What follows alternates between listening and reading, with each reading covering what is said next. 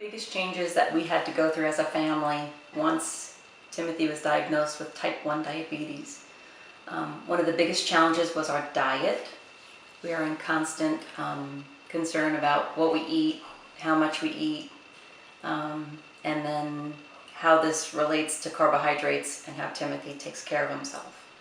So that was one of our biggest things. The other big change for the family was the need to be prepared at any time for anything that might potentially happen to Timothy. So if his numbers get real high, it can happen very quickly, and if they get low, we need to be prepared for that also. And then knowing what to do in those situations.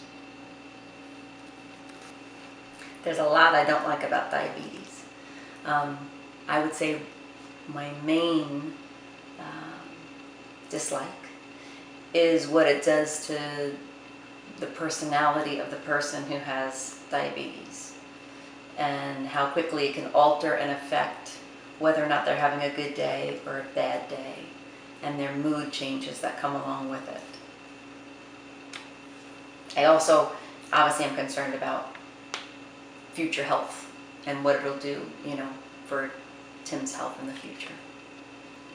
If I could only pick one thing that I wish people could know about diabetes, it would be the true meaning of diabetes, type 1 obviously in particular, and that Timothy or I or my family, we didn't do anything to bring this on, and that we also didn't do anything or did not do anything that could have prevented it from happening.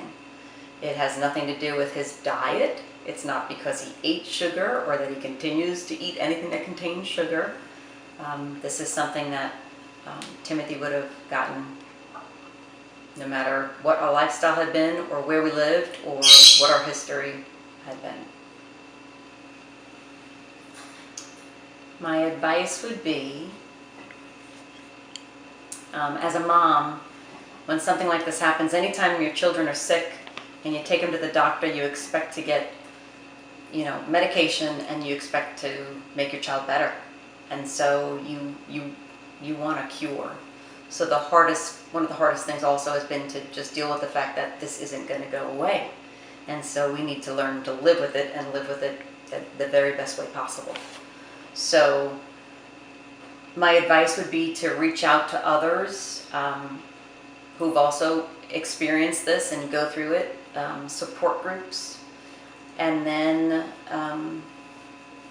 after you can learn to not try to blame yourself for any of it, then my best advice is just to remain very active in that person's life, and to continue to be a support system for them, and to continue to be there for them. And even when they push you away, you still stay really close and available to help and to encourage and to support them, whatever kind of day they're having. And again, it's for life. So you're all in it together. And that's the best way, I think, to deal with it.